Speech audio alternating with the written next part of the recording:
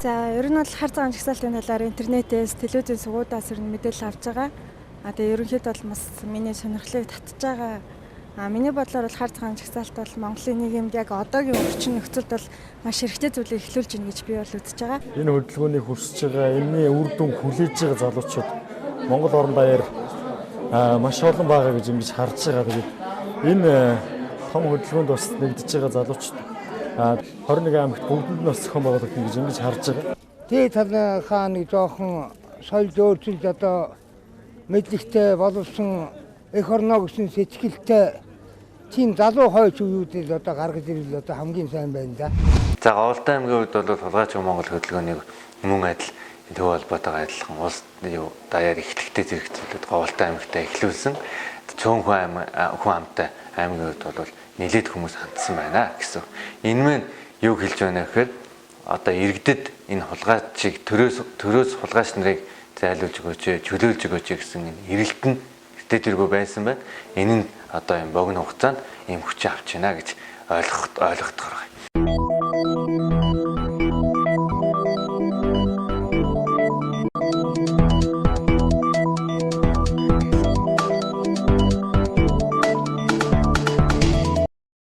Монголын залуучдын холбооны 5 дугаар хурлаас гарсан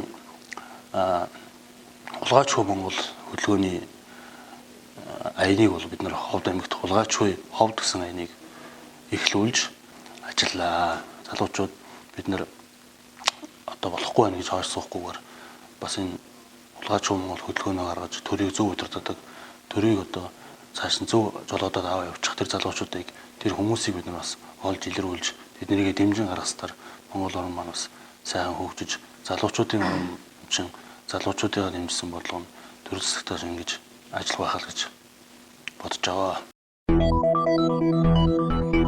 Одоо энэ төр засагт ажиллаж байгаа олон жил ажилласан хүмүүсийг офтор нь ингээд бүр үндсээр нь өөрчлөөд илүү тийм шинэлэг зүйлэг хийж чадах залуучуудыг гаргаж ирвэл зөвөр юм болов.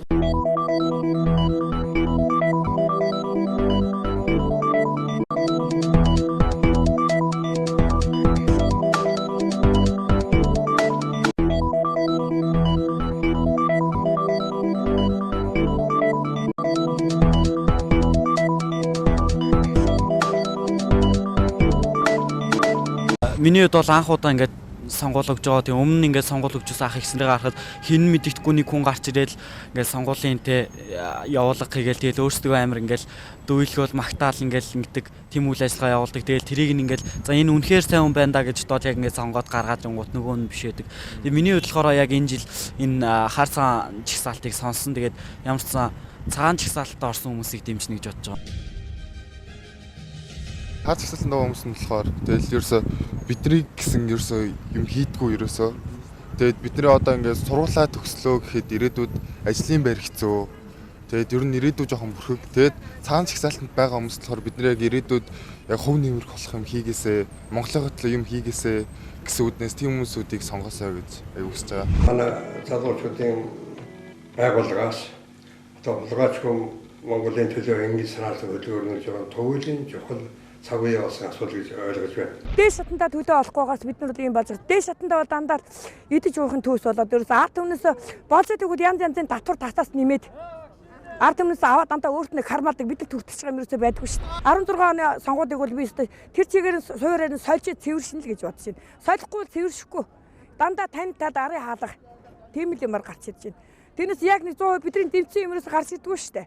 Тий. Бидний санал өгсөн хүн ерөөсөө гарч ирдэггүй. Дандаа л өөрийн аргаар. Ер нь өөрчлөх хэрэгтэй байна. Дараахан бүгдээр ерөөс ард түмэн бүгдээр одоо босдог бол босдог, сэрдэг бол сэрдэг цаг нь болцоод байна.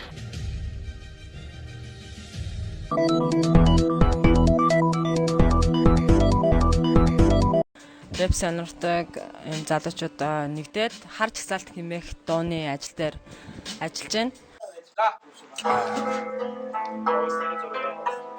Би регэ дуулдаг. Регэ юуны төлөө вэ гэхээр зөвхөн хүний хайрын төлөө. Хүн хайрлан гэдэг бол сэтгэл гаргана гэсэн үг. Сэтгэл гаргана гэдэг чинь өөрөө хүн байхын нэр шүү дээ. Тэгэхээр манус адуус шиг амьдарч байна.